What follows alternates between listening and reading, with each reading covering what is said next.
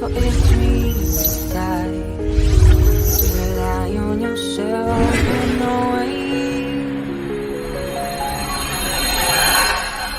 Believe.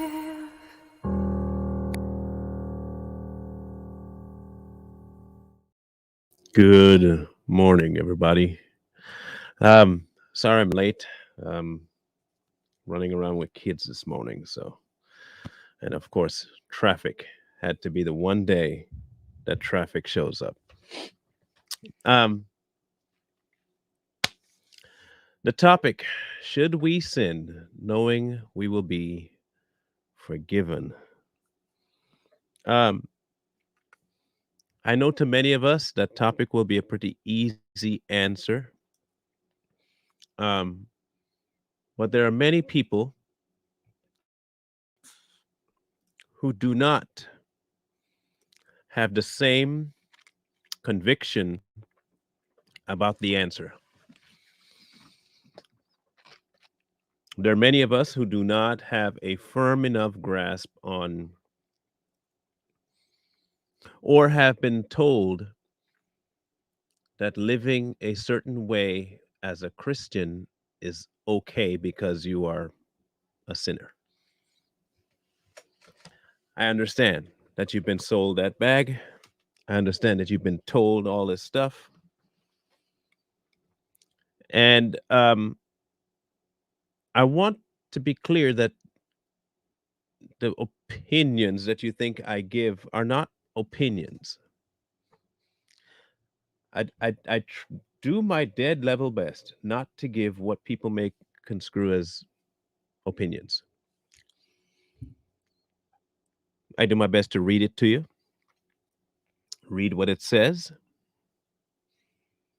and a lot of the times people don't like what the book they say they believe says. That's that's not really on me. That's not on me. Um, if you have a problem with what the book says and you want to ascribe it to, oh man doctored the book, or God didn't say that, or I can't trust, then don't trust it. Don't trust it.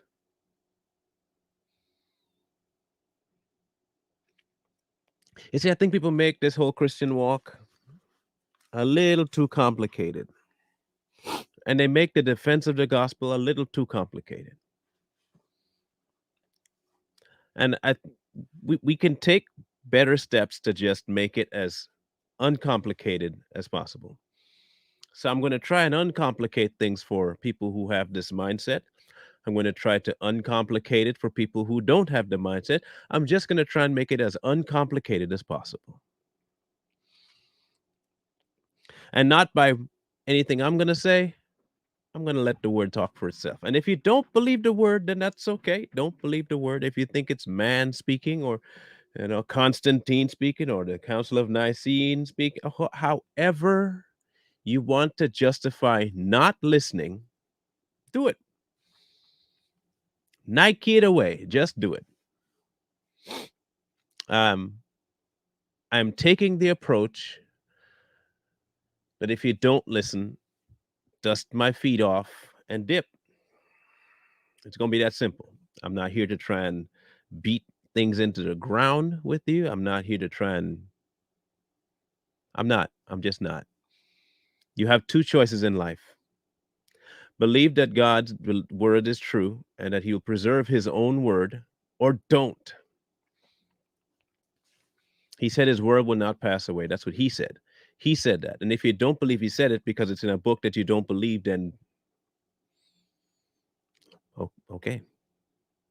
Okay. No worries on my end. I'm not the one that's going to have to deal with the head honcho at the end of it. That's that's on you, homie. I ain't got nothing to do with that race. That is on you. So let's read what they say about this topic. If Christians are forgiven, and they know they will be forgiven no matter what they do, that's not true. It blatantly says the complete opposite of that. Christians are not forgiven no matter what they do. That is not true.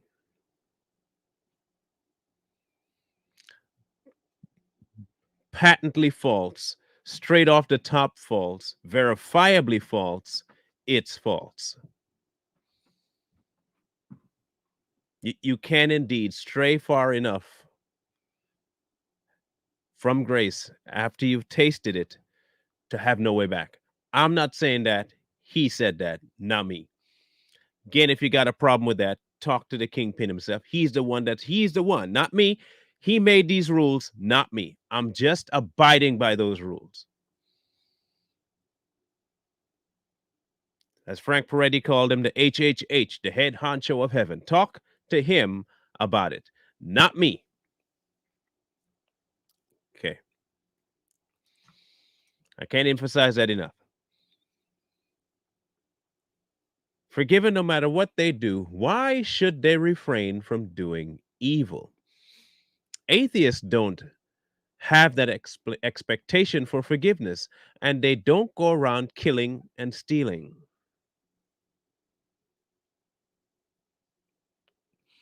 They're answering their own questions, but I'll let them continue.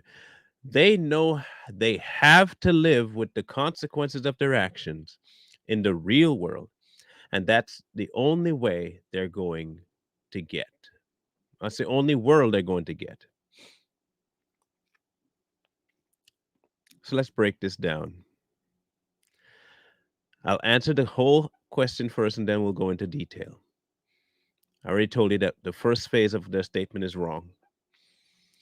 Then he says, why should they refrain from doing evil? Then they'll be forgiven because love compels you not to. Easy answer is love compels you not to.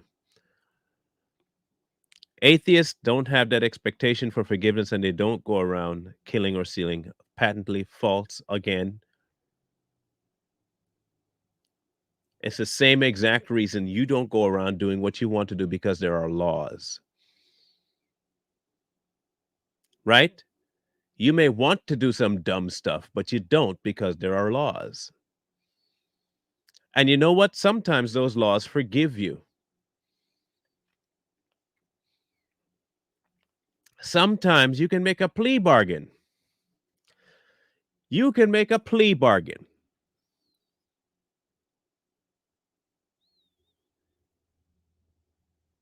People know that. People even know that they get lighter sentences for what they say to the judge. You know that it exists, right? For atheists as well. They know not to live. They know they have to live with the consequences of their actions. So do Christians.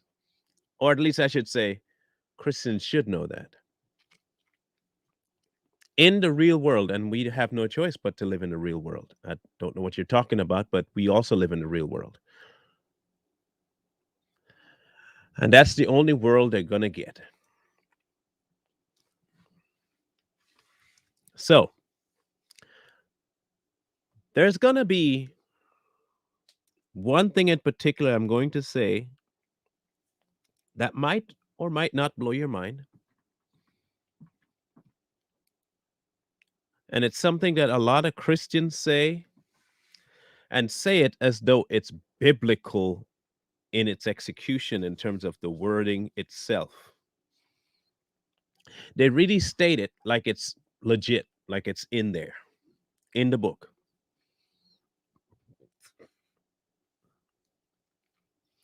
The phrase, and I'm going to ask the audience to do one thing for me. I need the book, chapter, and verse for this next line that I'm going to say, because I know many of you have said it. So I need the book, the chapter, and the verse for this next statement I'm going to make. Okay, you ready? And I'll give you some time to find it. Ready? Okay. Be ye in the world and not of it. Be ye in the world and not of it. I need the book, chapter, and verse, if you don't mind. Book, chapter, verse. Be in the world and not of it. I would like the book, chapter, and verse, please.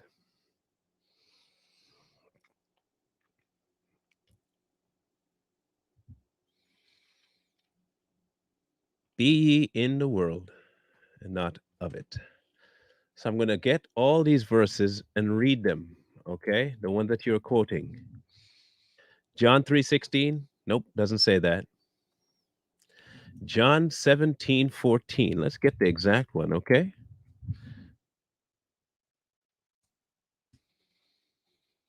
I have given them your word, and the world has hated them because they are not of the world, just as I am not of the world.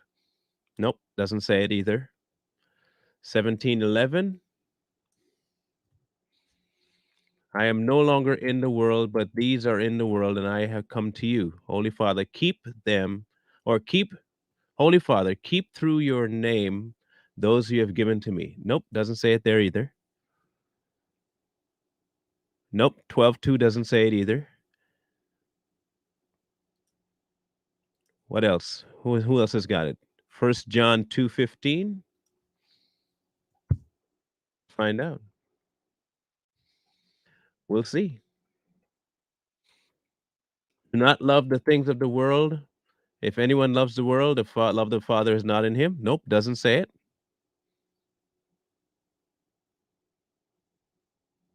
It's not in the book. It's not in there.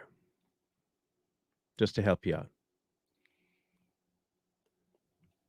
Be ye in the world and not of it is not in the book. It's kind of obvious the statement does make sense. Um, but it doesn't say that.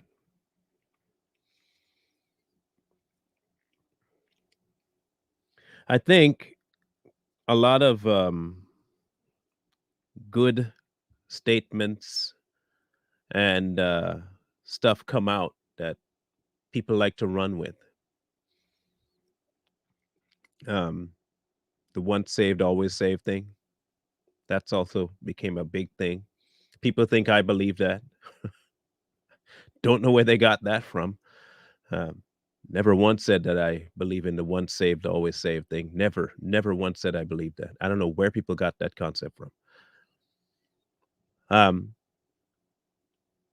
the idea behind it is true because it's obvious. We are in the world. That's an obvious point. I'm in the world. I'm here. I exist amongst people of the world. It does ask me to not be of the things of the world in not so of a direct statement. But what it actually does tell you is that you are not of the world and not to love the things of the world. It's a lot of inferences to that statement, never a direct statement about it. Why am I bringing that up? I bring that particular thing up because a lot of Christians will take that in the world and not of it and run with it on the negative side where I can't help it. I'm in the world. I may not be of it because my end goal is heaven, but I'm in the world. I can't help but be tempted and I can't help but give in sometimes. I'm in the world. That has always been the excuse. Always been the excuse. So why would it be far-fetched for a non-believer to think that we should just keep sinning because we'll be forgiven? I was just listening to a podcast this morning and he made some good points, not going to lie. about things and homosexuality and all that stuff. But he kept going back to this one thing: you are going to keep falling, which is why you have forgiveness.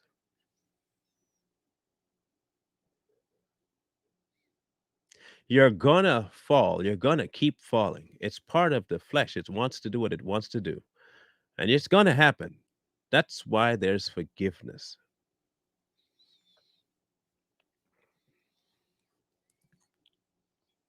Look, I understand that that's been the thing for a long time in the church. I get it. I get that's what you've been told. I get it.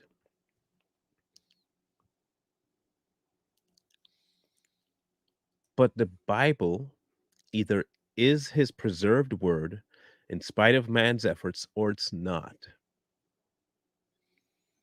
And either his spirit confirms it or it doesn't.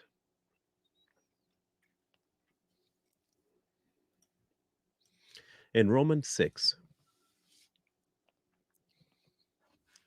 we've been through this before. What shall we say then? Shall we continue in sin that grace may abound? Certainly not. How shall we, who died to sin, live any longer in it? Or do you not know that as many of us were baptized into Christ, were baptized into his death?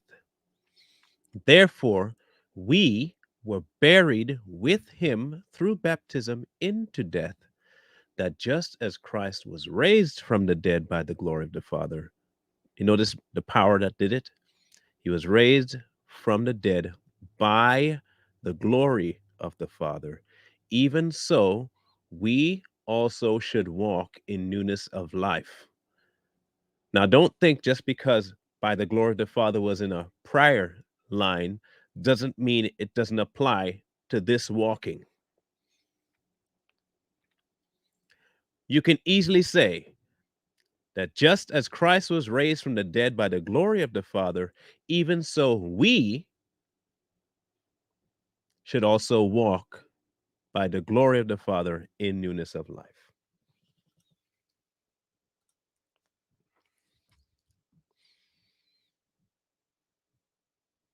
That's it.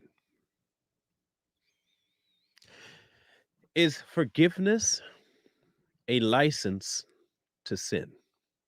Put it to you in layman's terms here. If your spouse is a really forgiving person,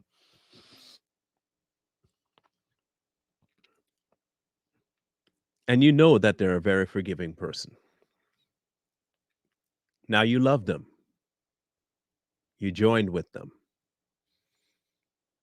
okay? You joined with them. Do you perpetually do things to hurt them knowing that they'll forgive you? Or is there another factor that will cause you not to harm them? Even though they forgive, that you're just not going to push the limits of their forgiveness on purpose. You're not going to do it if you love them. However, if what you're doing is an arranged marriage or your marriage was for paperwork or you felt coerced into it, no matter how much they forgive, you're going to not care because there is no love involved.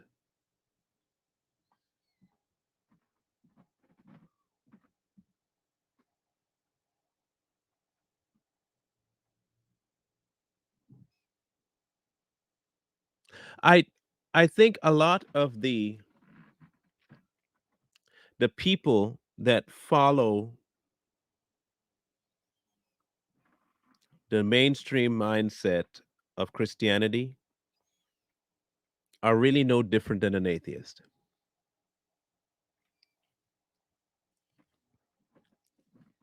They're not any different than an atheist. Adal, I'm not here for you to agree with me. You don't have to agree. And that's fine. They didn't ask you to agree.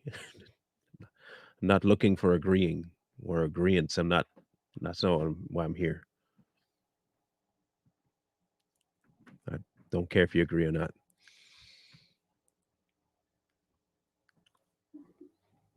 If I say I love God, why would I continue to do the things that hurt his heart? Simply because I know he'll forgive me.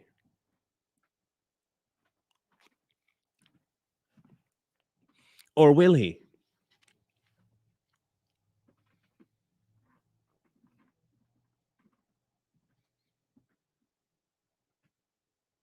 Will he?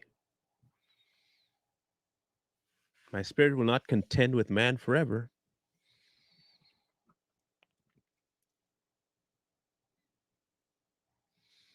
Will he always?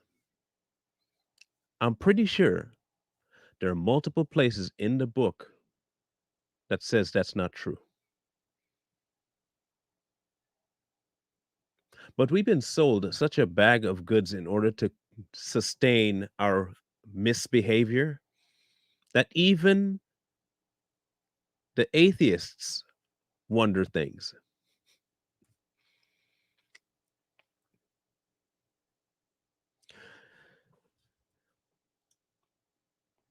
When it asks you, should you continue in sin that grace may abound,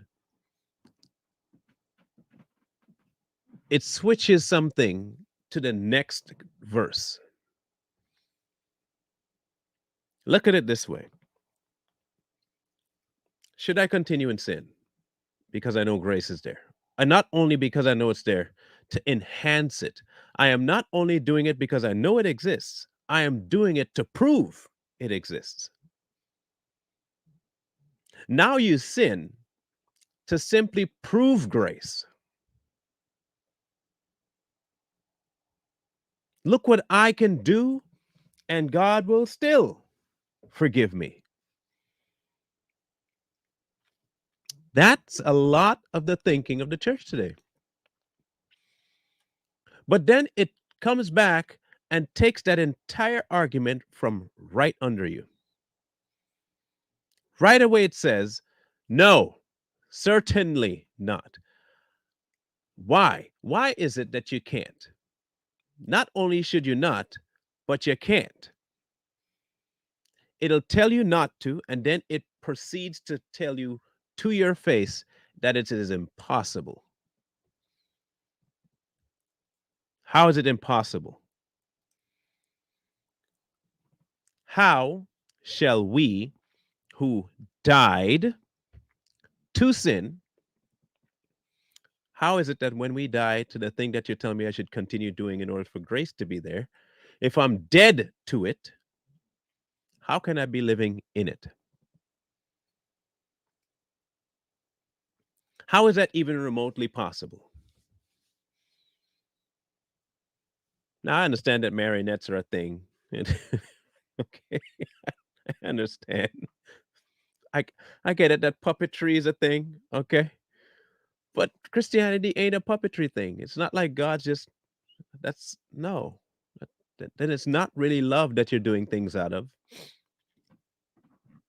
You're not doing it because of what you know about him. You're not doing it out of gratitude.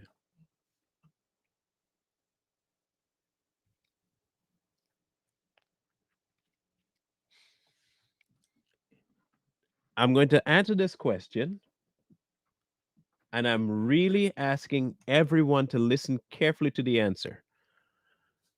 Okay? I see Timothy is kind of getting he already he's there. I'm going to answer that question. Do you believe that there is a process to get to the place where we do not sin?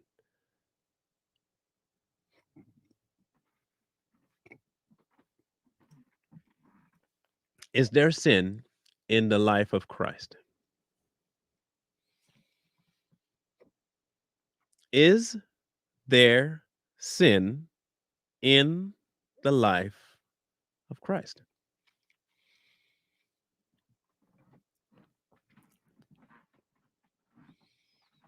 So if there's no sin in the life of Christ, just listen, hear me out. And when we accept the sacrifice of Jesus, God places us in that life. Now, remember, you said you accepted that placement.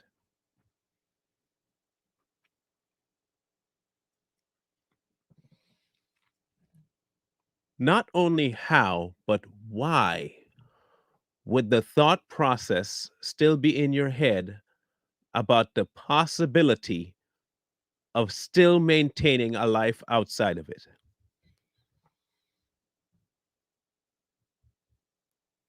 Just hear me out.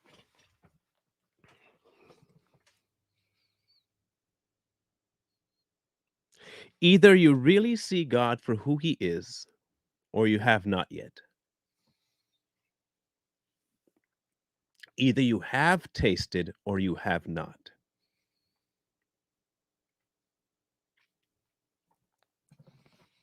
When you have tasted, that other part doesn't even cross your mind as even a tentative option.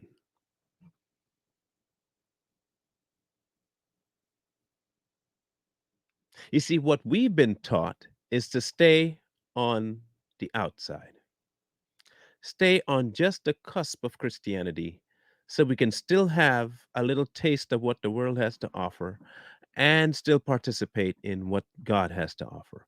We never fully step into that life. We just kind of fringe. We, we hop around the outside and we put our hands in once in a while on a Sunday morning and experience something of a spiritual awakening. And then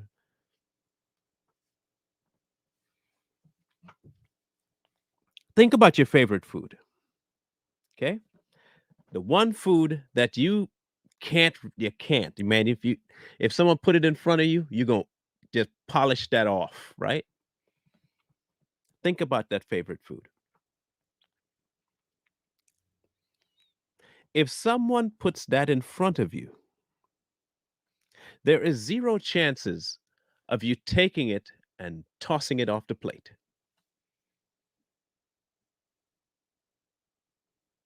Why do you do that with God?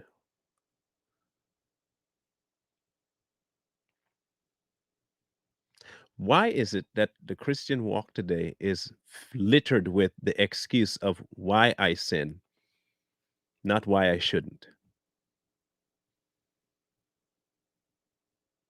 We won't even do that with food.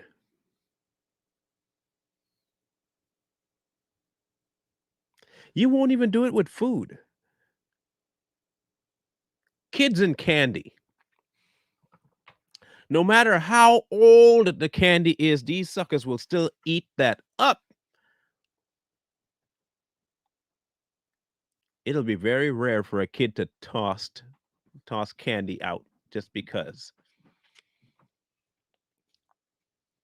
When you have something that is, it's like, okay, I have a 7-year-old. I have a 7-year-old. Now I'm gonna say it. I'm not saying that he's my favorite, okay, but he is the most like me. And I mention him a lot and my oldest a lot because they have both taught me extremes about God. They both have. But my youngest, there is zero way that I can say I love him and then every day beat the tar off of him just because he loves me back and he'll be like, "It's okay, dad." Just constantly whip him for no reason, none at all, just because I can and I know he'll forgive me. You think that's too extreme of a analogy?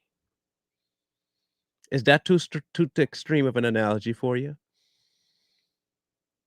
You're crucifying Christ anew every time you decide to step out and step back in and step out and step back in and step out and step back in. Is it too extreme an analogy?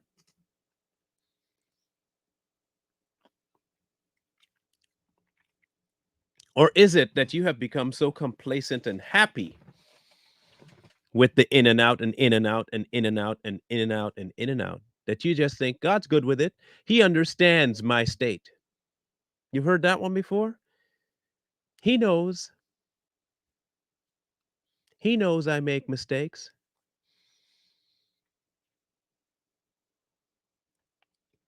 He does?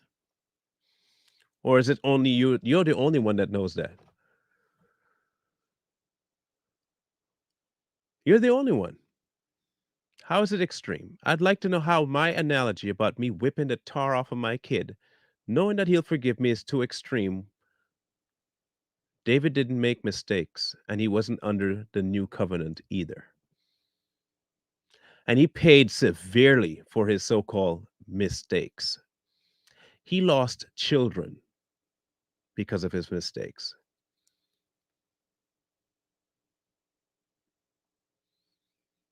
He lost children because of his mistakes.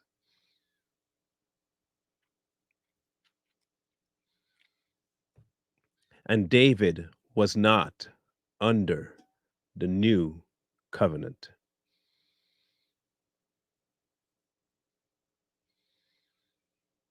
I like it when people try to equate the Old Testament living to a new standard that never applied to them.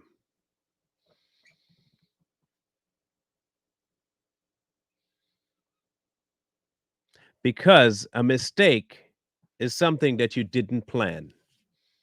David planned every last one of his so called mistakes. He planned it. Yes, because he went and did all the things necessary by the law to get back into God's graces. Unlike a sheep or a goat that you can place your hand on, that is not Jesus. That is not the new covenant. He no longer sees that way. David saw Bathsheba and he decided, I want her. And he made plans to get her. Then he said, I'm going to keep her. And he made plans to keep her by killing her hubby. God came in and said, really? Okay. Okay. I'm going to need that kid. Well, oh, no, no, no. I'm going to need that kid. That's your punishment. Give me the kid. You know, he doesn't do that with us today, right?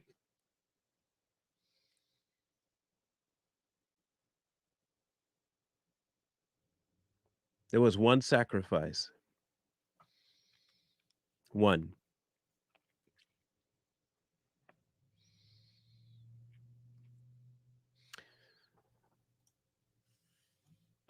It depends, and I'll tell you why it depends. What does the recovering alcoholic have to live for?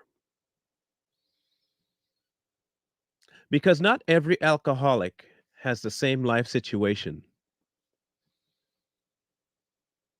Not every alcoholic has the same situation. Some recovering alcoholics still kept their family and their kids. Some lost their family and their kids. Some of them killed their family and kids. Some killed other people driving. Forgiven much, love much. Remember that statement? He who is forgiven that same mindset. Not every alcoholic will see the dangers of their living until something extreme happens. Some will see it and change right away from something really light. Others thought just one momentary drinking thing and I'll be good.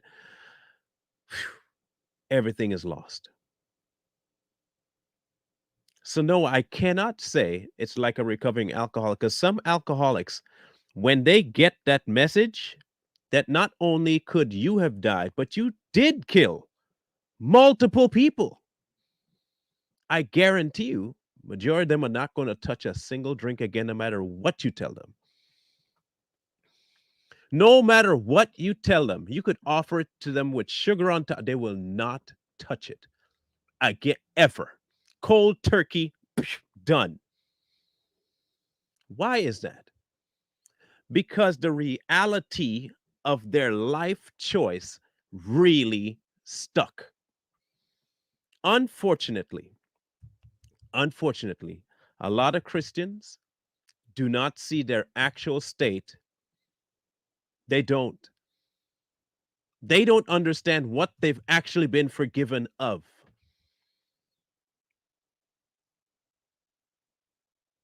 They are under delusion that they are not as bad as. I could be as bad as. Remember that? Thank God I'm not like that guy over there. Thank you, God, that I have paid my taxes and I do all I need to do. Thank you that I'm so much better than that guy. Meanwhile, the other guy, Lord have mercy on me, a sinner. He saw his place. One of them understood what sacrifice meant.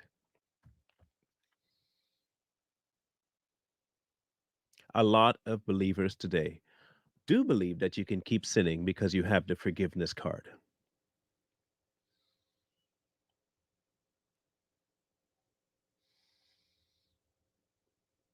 But when you understand what he dragged you from and the punishment that he saved you from and the person that he stopped you being,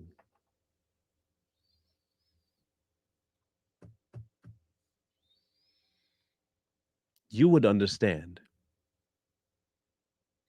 exactly why you can't go back.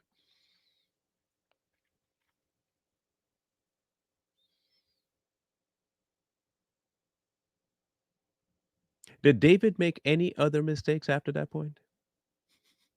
Did you did you hear of anything as egregious in David's life?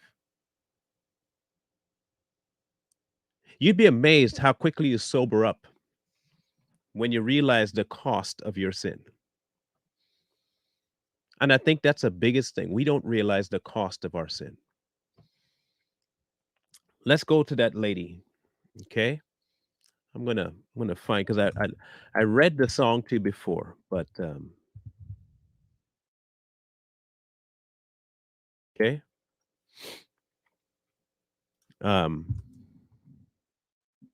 I want to make sure I read this fully because I don't want to mistake it. 26:7.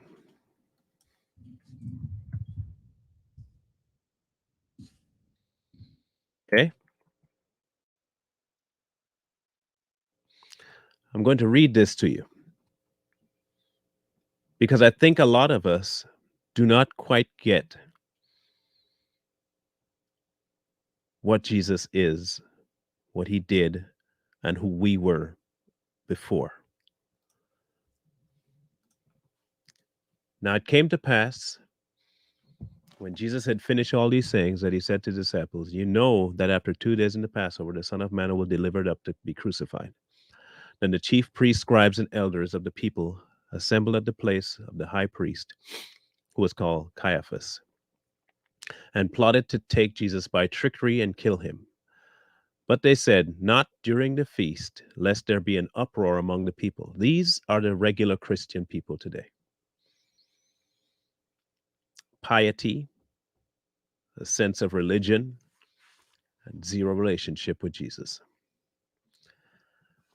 And then, when Jesus was in Bethany at the house of Simon the leper, a woman came to him having an alabaster flask of very costly, fragrant oil, and she poured it on his head as he sat at the table. But when his disciples saw it, again, modern day Christian, they were indignant, saying, "Why this waste? For this fragrant oil might have been sold for much and given to the poor." But when Jesus was aware of it, he said to them, "Why do you trouble the woman? For she has done a good work for me. For you have the poor with you always, but me you do not have always. For in pouring this fragrant oil on my body, she did it for my burial. Assuredly, I say to you, wherever the gospel is preached in the world, what this woman has done will also be told as a memorial to her."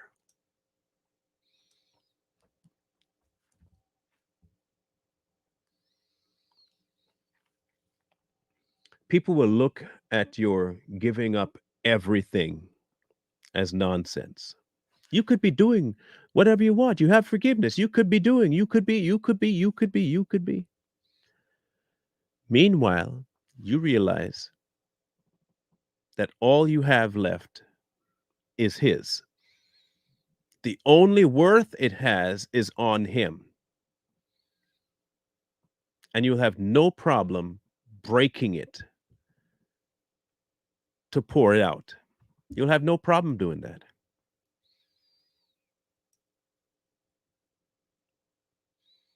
None.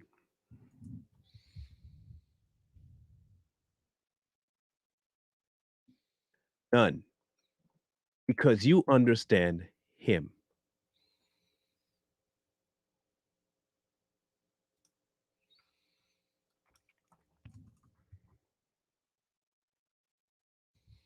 Now, one more example.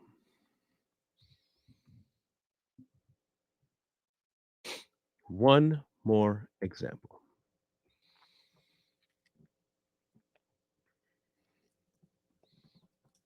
Let's read this part here.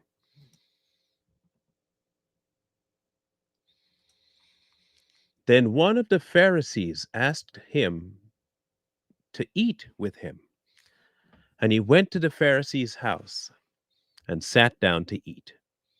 And behold, a woman in the city who was a sinner,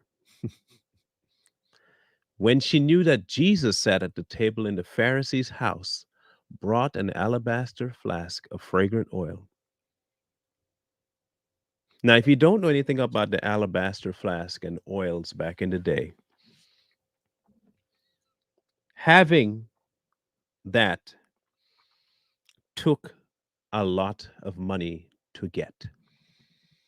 In some cases, it could be worth as much as a year's wage. And a year's wage, even by today's standards,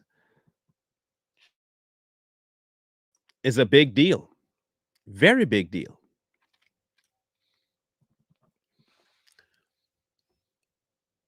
And she stood at his feet behind him, weeping.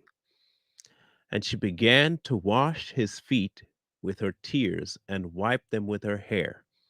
And she kissed his feet and anointed them with the fragrant oil. Now, the Pharisee who had invited him saw this. He spoke to himself, saying, "This man, if he were a prophet, would know who and what manner of woman this is who is touching him, for she is a sinner." And Jesus answered, not even he ain't said it, okay? He hasn't said it. He spoke to himself, not to Jesus. He said, "Simon, I have something to say to you." So he said, "Teacher, say it." There's a certain creditor who had two debts. One owed 500 denarii and the other 50. And when they had nothing which to pay, he freely forgave them both. Tell me, therefore, which of them will love him more? Simon answered and said, "I suppose the one he forgave more." And he said to him, "You have rightly judged." Then he turned to the woman and said to Simon, "Do you see this woman? I entered your house, and you gave me no water for my feet, and she has washed my feet with her tears and wiped them with the hair on her head. You gave me no kiss, but this woman has caressed and kissed my feet since the time I came in. You did not anoint my head with oil, but this woman has anointed my feet with fragrant oil. Therefore, I say to you, her sins, which are many, are forgiven, for she loved much. But to whom little is forgiven, the same loves little.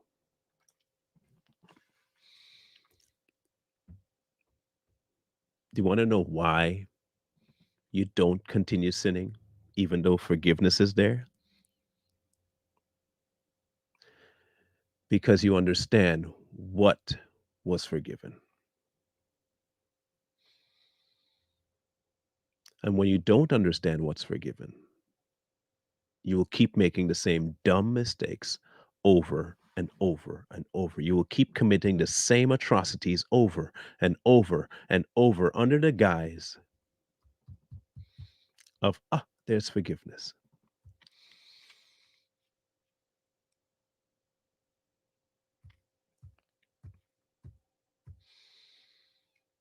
There is a massive difference between being a Christian and loving Christ. You can say it all day long that I'm a Christian, I'm a Christian, I'm a Christian, I'm a Christian. That has been so overplayed. It's ridiculous. Do you fully get what your punishment was? Now understand this. The punishment for your sin is hell, a pit of fire that will make you burn forever. That's the punishment of your sin. I'm going to say that again. The punishment for your sin is hell, an eternal flaming pit where you cannot die but are eternally tortured in that pit. That is what you are rightfully owed for the state you're in.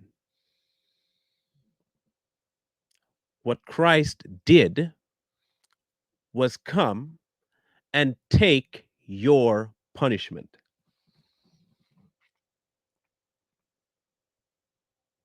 He assumed all of the curse that you were supposed to get and wiped your slate clean.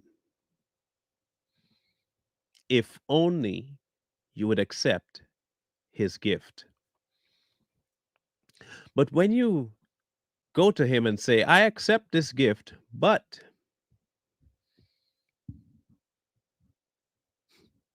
do you fully understand where your punishment lay? You don't fully understand what the punishment was for you. You never got it.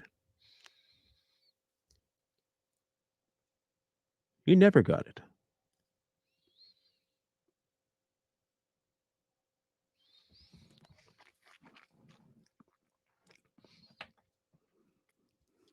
I am not necessarily one for um, a whole lot of movies.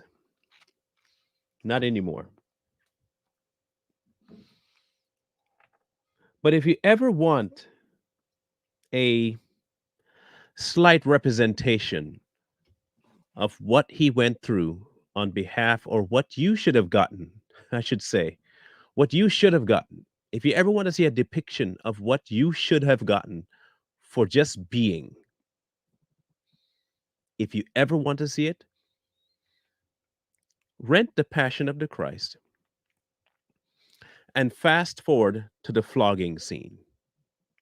From the flogging scene to the time that he gave up his life. Watch that section.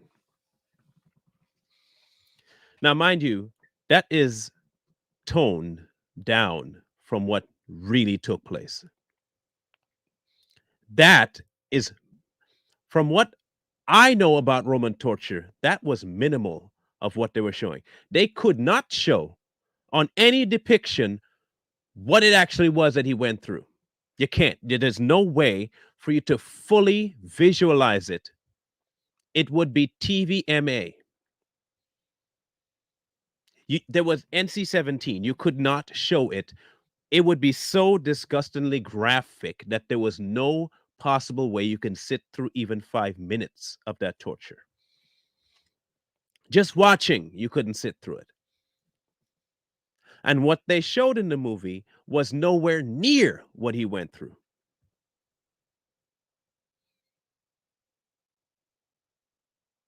It was nowhere near.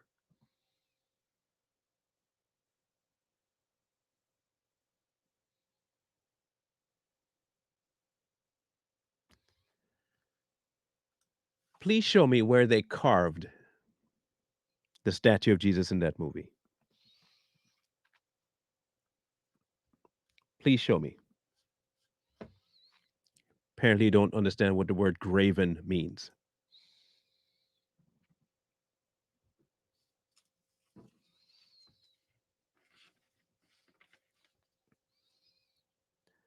If you ever want to know, look up the Cat O' Nine Tails.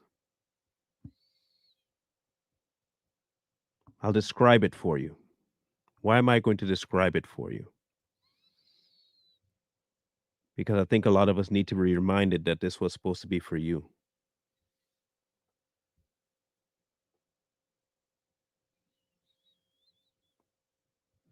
That whip was all leather bound, chains on the end, glass, shards of metal, anything sharp that they could implant into the ends and strips of that metal piece on the end, the chains, they would put. Sometimes at the hilt of that would be a ball of spikes. So not only would you be getting the ripping effect, but when it hit, it would break ribs and then drag. This was for you, mind you. This is what you were supposed to get. You want to know why you don't go back and do the crap you used to do? This is why. Imagine then it's your turn. You just saw before you a man go through the same thing. They would drag back, and I'm not talking just the whole hand would come all the way back and slam into it, and it would wrap around, right? Not only would it wrap around the back, it would be long enough. Some of them would be 4 feet long. So you're getting a full body wrap. And then they wouldn't just pull it back, they would drag it in the opposite direction. So it would penetrate, break ribs, rip whatever flesh it hooked into, and tear it away from the bone structure. After about 2 hits, it would not be far fetched to see the lung,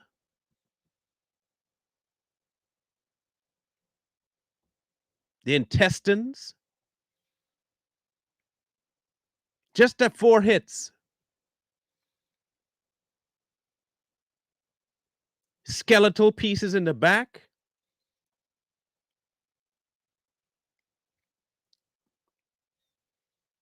This was for you, mind you.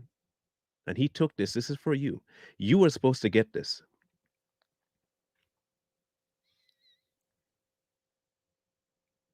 He was a carpenter. He was not skinny. He had a lot of tissue for them to rip off. He had a lot of tissue to rip off.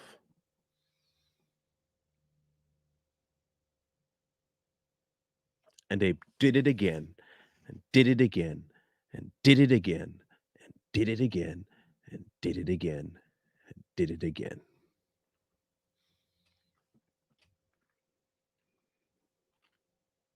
And every time they landed a hit, more and more flesh got ripped off. You were supposed to get that. You were.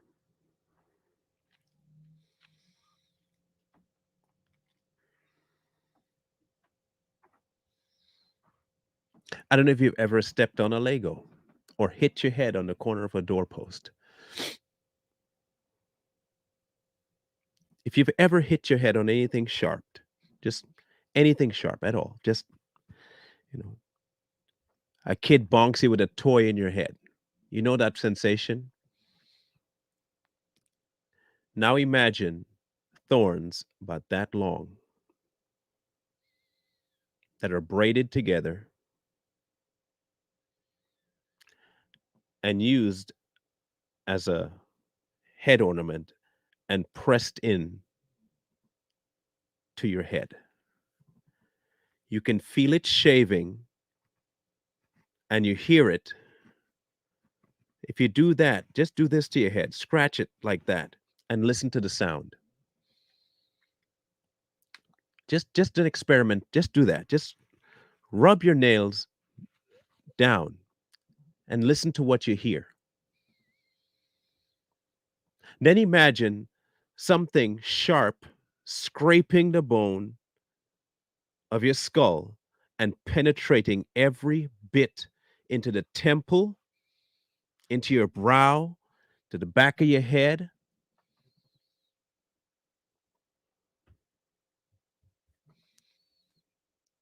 And then imagine being forced to carry a splintered log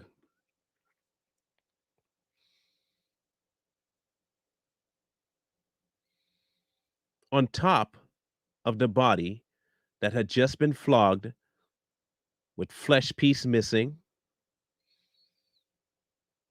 your lungs being partially exposed,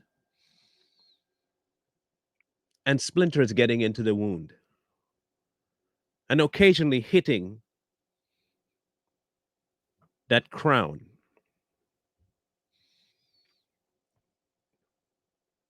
You still think that maybe I could just keep going on. I could keep sinning. It's okay. I have forgiveness.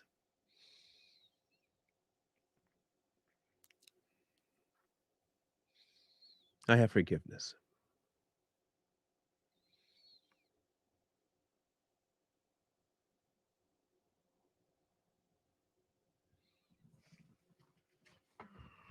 If that's how you view your Lord's sacrifice, then you don't love him.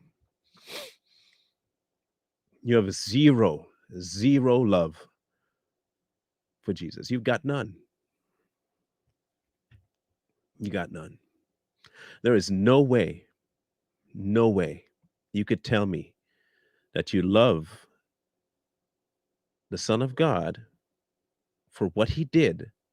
There's no way you can tell me that you love God for what he offered and still continue doing all the stuff that you think you're doing for big mistakes. And oh, it's just how I am. Oh, he's going to love me anyway.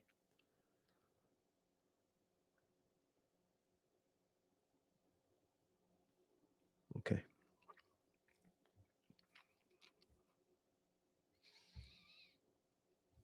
Okay. Then you continue in sin and see if grace abounds. You continue in sin and tell me if grace abounds.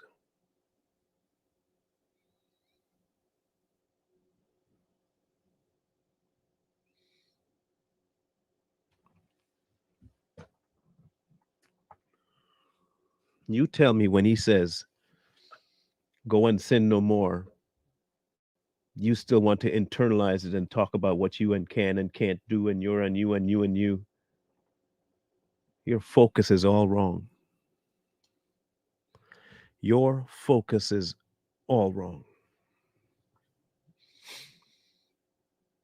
You got to get back to what the reality of this thing is. This is not about you. This is not about you. It was for you, but not about you. You didn't endure the cross. You didn't endure the torture. And you definitely didn't live a perfect life and die for zero offenses.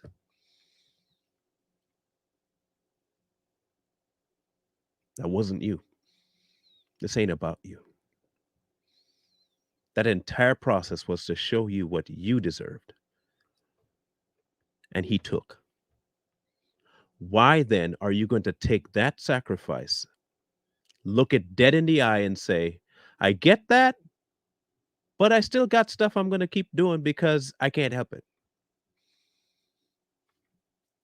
I mean, I get that you died and you created a brand new life for me, but in all honesty, you did that for you. So I'm not, understand. I mean, I'm in this flesh. This is how it's going to be. You're just going to have to forgive me.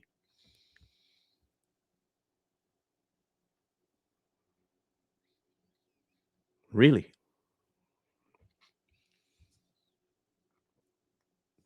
You want to know why there's so many Christians out there that have no way of defending their faith? Because they have none.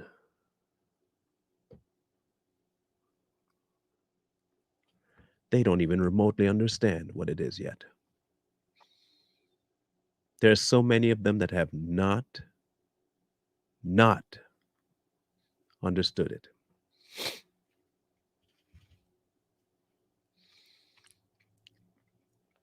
What question is Monica asking?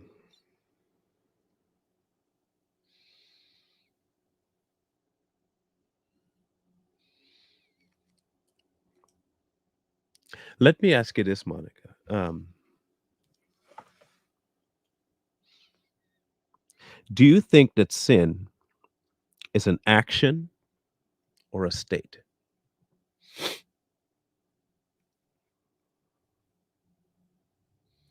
Do you think sin is an action or a state? Bro, I'm blocking you because you're just here to cause division. I really have no desire to talk to a stupid Hebrew Israelite right now. I really don't. I got zero desire to have a moron in the room. I really don't. I got zero patience for blasphemy right now. And I will lose my cool on you and blow you right out the water. This ain't the time for it.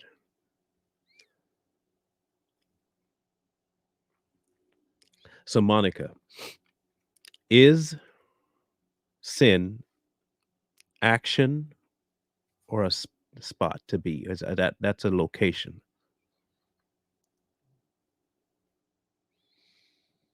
So why are you staying in that location?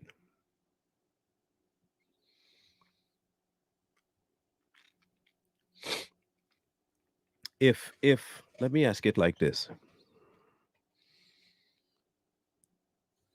The statement that you say you don't know whether you be sinning or not, I'm going to ask you to analyze something, okay? Because I think you do know. I think you do know. There are things that are listed in the word that are just obvious, okay? Obvious, that are sin. Obvious. Then there are things that you have, that you do, that you know, I don't I don't know if I should be doing. You go through that thought process. If I don't know if I should or if I, and if you have that kind of a dilemma, don't.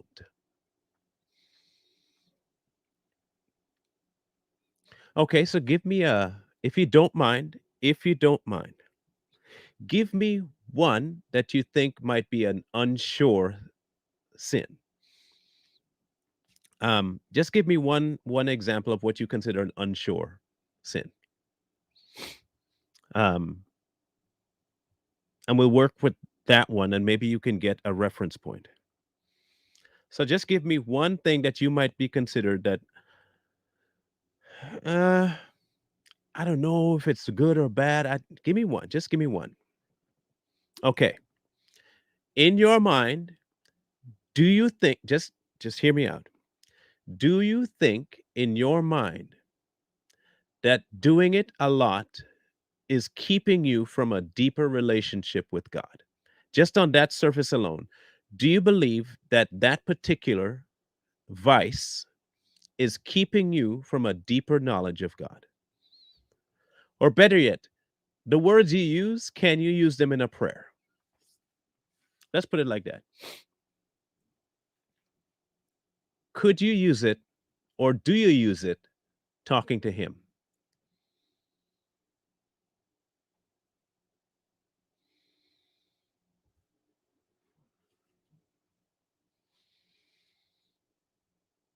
Oh, okay. So you do know. You, you see what I mean? You see what I'm talking about? Internally, you do know that it's a problem. It is not a matter of if. You do know that you can't even address him thusly, but you do when you're not talking to him.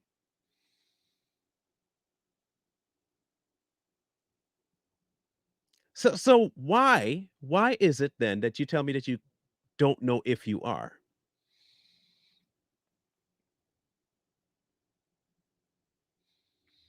There are some things that will definitely go right against your built-in God-given conscience, and we will excuse it away as a personality trait, as that's how I am.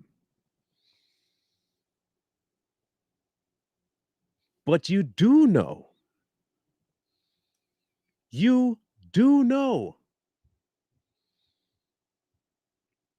We make the excuse that we don't and we're not sure, but you do. But you just told me you don't. Do you cuss at God? And you can be frank. Look, it's okay to be honest. Do you, when you pray, cuss God?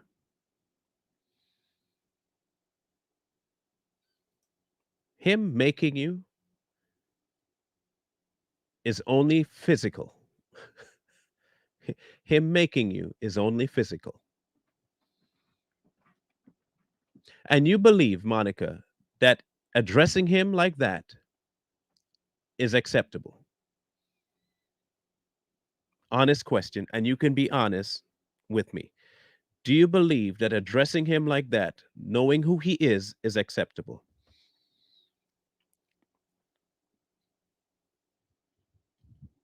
And if you work, if you work for somebody,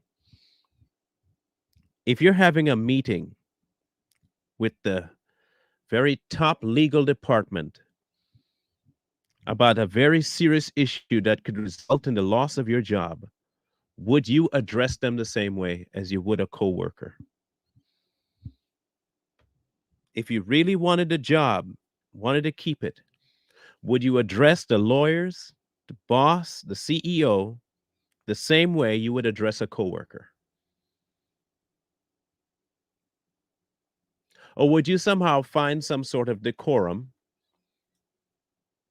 to speak to them in terms that you would not address a coworker as?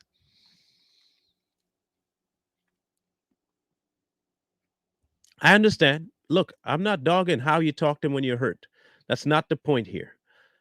Just listen carefully to what we're talking about. I'm not here to judge you or whatever I'm not, that's not my point. Good.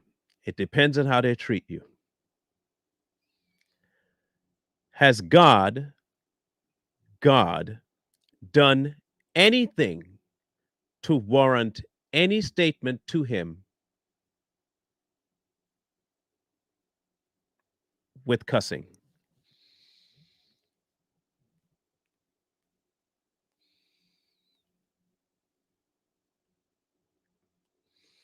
Has he done anything to warrant that kind of interaction?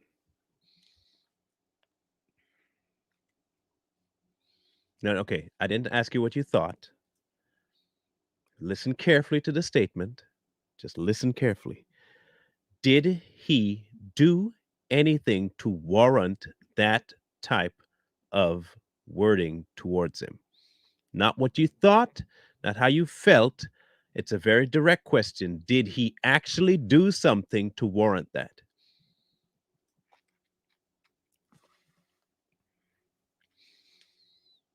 I'm not saying God can't handle it.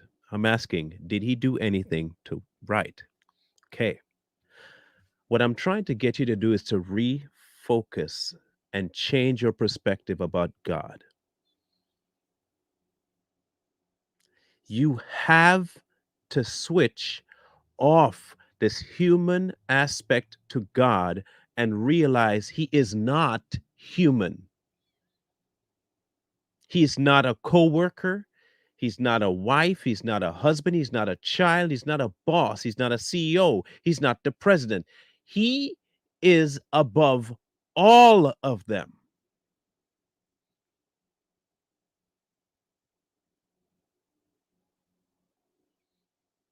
When you see your place before Him and who He is, there is a massive, massive mind switch that happens. You no longer see Him as, oh, He's just my friend.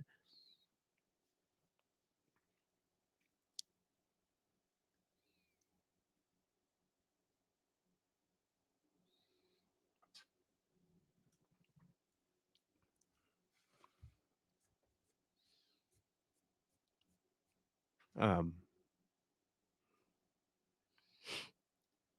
I'm going to say something that might upset you, but I don't want it to upset you. It might upset you, but I don't want it to upset you.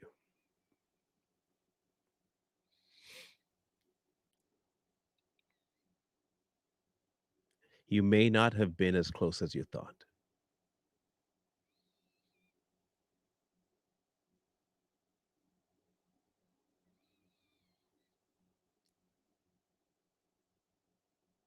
You may not have been as close as you thought. You may have been close to an idea. You may have been close to a concept. You may have been close to a presentation, but you may not have been as close as you thought.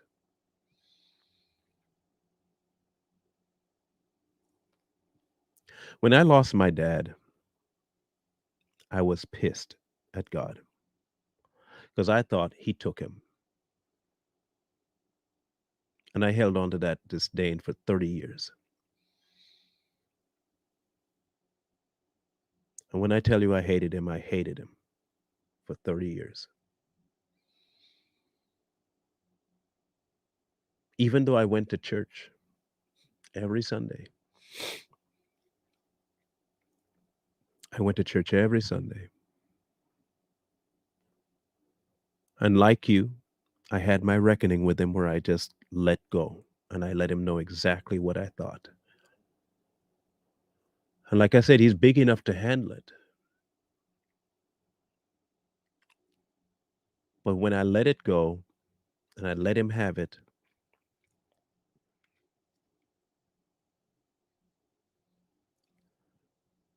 I got no answer back.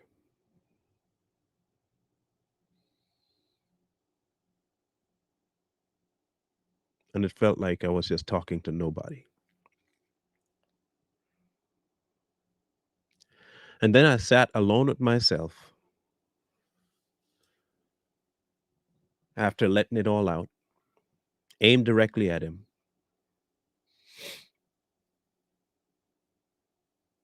And I thought, why would He answer if that's how I talk to Him?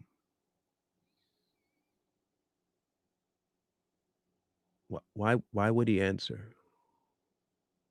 if that's how I talk to Him? And how do I know He did anything?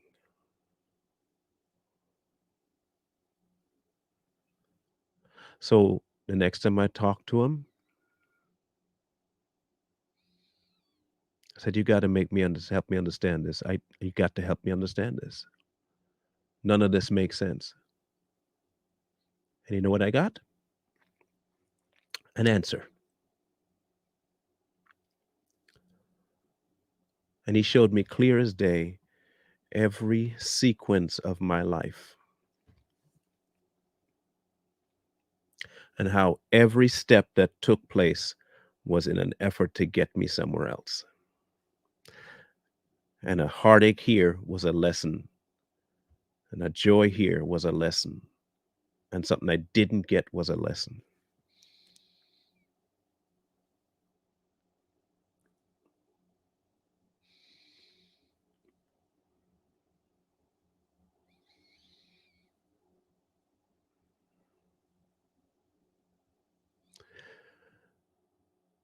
We fight. We fight the nature of God so hard that we somehow don't realize who He is. It answered my question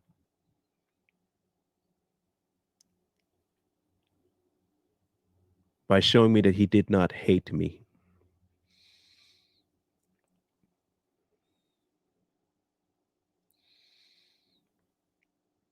He didn't hate me. And then He reminded me about my pops. He said, my pops, not in an audible term, but he reminded me of who my dad was. He reminded me that my dad was not one that put life ahead of him. I was reminded of things about my dad because I put my dad to the back burner of my brain. You know, when you get angry about a loss, you remember the person, but you don't really remember the person. If it was a painful loss, you remember the fact that you lost them, but you don't remember the person. And I was forced to remember the person my dad was. And my dad loved God, all his heart. My dad was he was in love with God. It was who he was. And if my dad loved God, who am I to hate the person he loved? If I didn't even think about it from a God perspective, if I said I loved my dad, a tangible person, if I said I loved my dad and my dad was 100% sold out for God, how can I say I love my dad and hate the person that made him who he was? That changed a lot for me. Did the pain of him dying go away? No.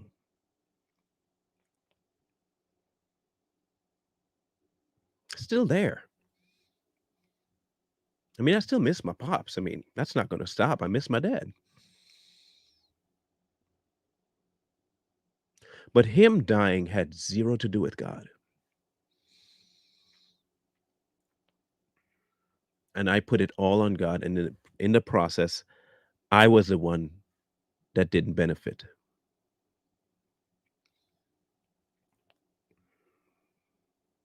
And I could hold on to all of that if I want and make the excuse all I want that this is why I'm the way I am and why I'm here where I'm at. I could make that excuse all day long. But this is nothing new. He told us directly that because of Adam, all of this was going to happen. Death entered the world, and that means every form of death, it entered. But he's not asking us to live there.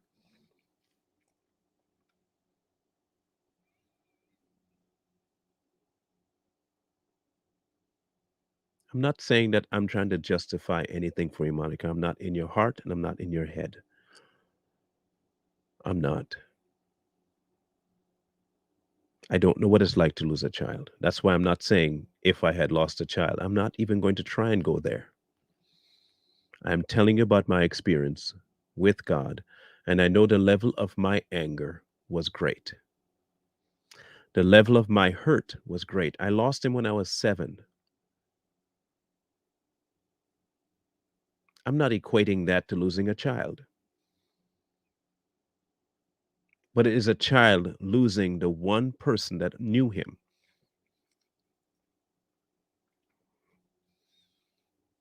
It was rough for me to live without the one person that was my best friend.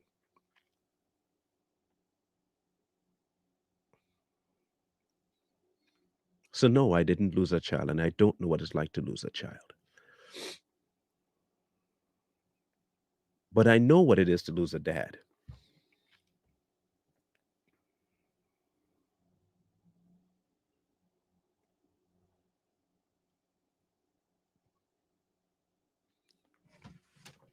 But holding a loss of something against a God who lost his own child as well,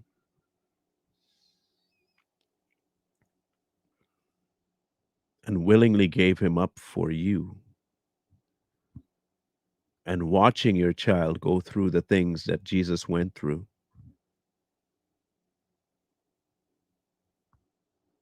should mean something to you, especially you, Monica. While I may not know what it's like to lose a child,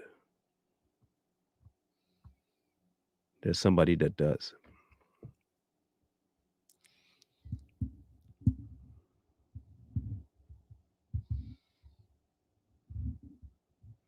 There's somebody that does.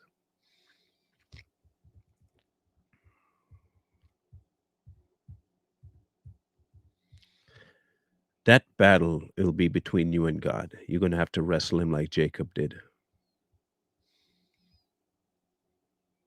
And you see, Monica, this is the problem. I get that that's where the mind goes. I fully understand.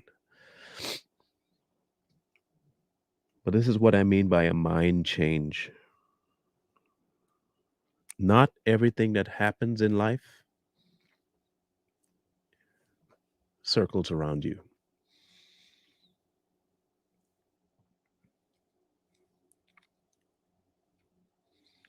And I think that's the hardest things for human for to grasp. And not everything that happens on this earth is because of or for me. There was one act that was 100% for me. There's only one act that was ever 100% for me.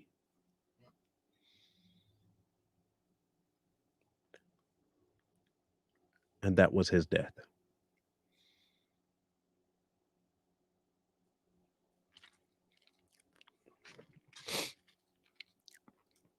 If God is the God he says he is, if God is the God he says he is,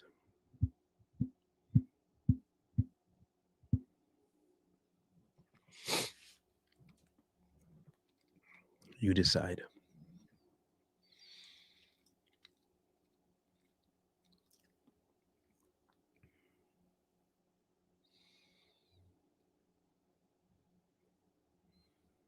David picked his own punishment.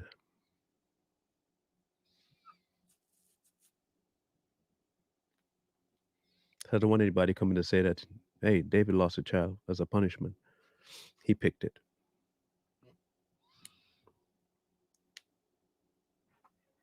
The only way for you to get past this point, Monica, is to be 100% honest about your view of God. You have to be frank about your view of God. You have to be 100% sold one way or another about who God is. No, no, no, you didn't upset me. I'm not upset. Trust me, I'm not upset. I feel for you. I really do. I really do feel for you. I think about my dad all the time. I didn't need you to to rehash my he goes through my head all the time. My dad is always on my heart. He's always there. But you have to have some serious one-on-one time with him. And I don't care how angry you might be or distant in your brain you just have to have and stay there. I'm not going to suggest how. I can't give you any kind of a you just have to find a way to be with him by yourself, definitely by yourself, and deal with him one on one. And ask him to show who he is fully to you. Whatever it takes for him to prove and show himself to you, ask him to do. and genuinely ask him to do it. I mean, if you have to sweat asking him to make himself known to your innermost being, do it. Do not ever think that's a wasted prayer.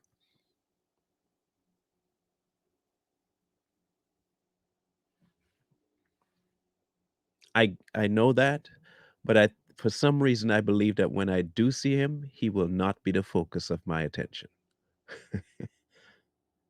I'll be I don't can't say I will be happy or not happy. I don't know, but I kind of doubt he'll pale in comparison to the other guy that's going to be there. I kind of doubt that we both will look at each other and say, "Oh man, I missed you," and just focus on each other. I have a slight suspicion that when I see my dad, it's not going to be we're not even going to be we're our focus will be somewhere else. It'll be somewhere else. If I know my pops, and I do, it'll be somewhere else. It'll be on God. But look, really, really, really, Monica, sit with him. If you have to fast, whatever you have to do to get into that space of just focusing on him, do it. It's not gonna hurt permanently and always.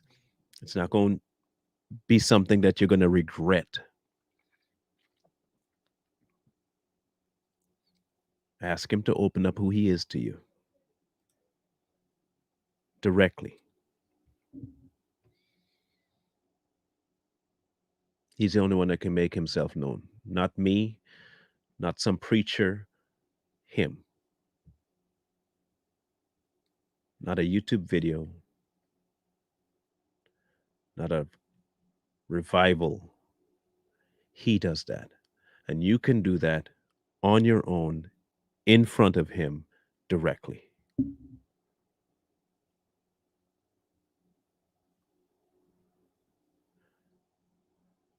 It is the only way you can get to the place where you cannot have to worry about sinning because you're going to be forgiven. You won't sin because you know who he is.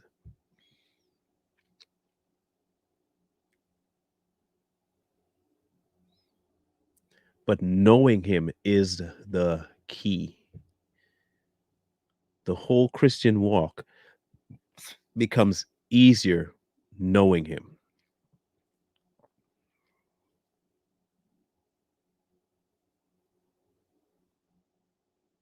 Talk to the man. Angry or not, talk to him. He promised that he would be there. He promised this.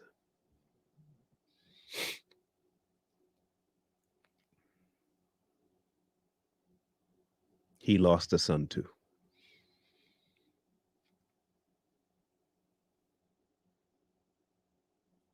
He understands.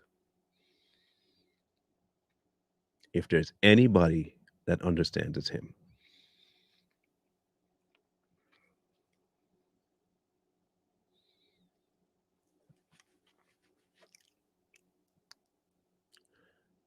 Tomorrow, we'll be talking about miracles and whether God does miracles still.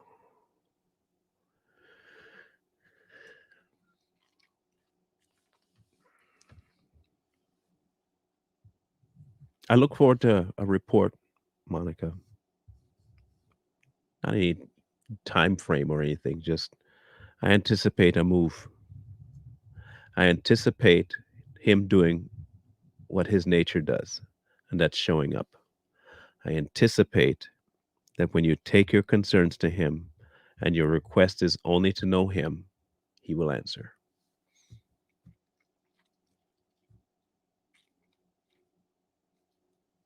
I anticipate that. He is not short concerning his promises. He don't lie.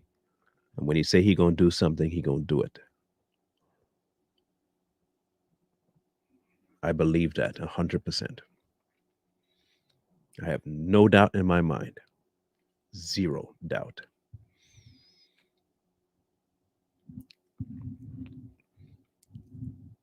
It went from a atheist's question to addressing the body as he always does. And Monica, don't think you sidetracked the conversation. Please, I don't want you thinking in any way, shape, or form that you derailed from the topic. Okay? I'm pretty sure it probably crossed your mind, but you didn't. You didn't. This happened for a reason. He wanted to address you directly. The amount of people that were in the chats that kept bringing attention back to you, just randomly bringing it back to you, it's not random. Tons of people had questions. He directed you for an answer for a reason.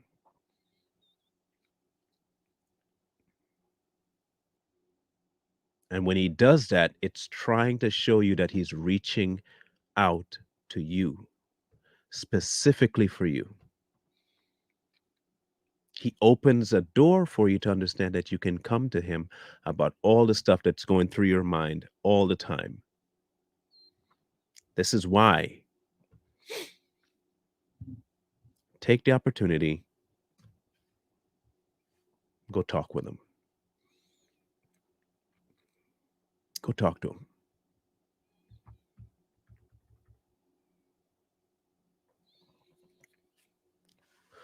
We'll catch you guys tonight on Too Strong.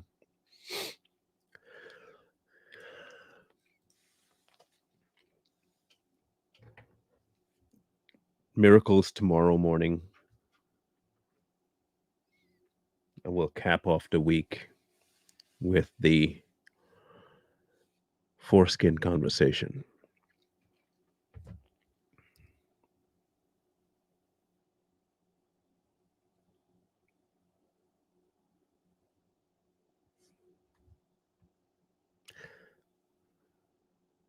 Love you guys. Hope you have a good rest of the day.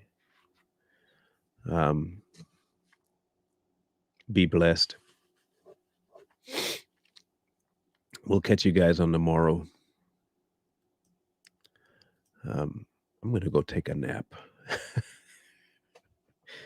I'm drained. We'll catch you guys this week, tonight and in the morning. Love you guys. Wisdom calls to you from the street. Please, please, please find wisdom. Peace. Hold tight the dreams, for if dreams die,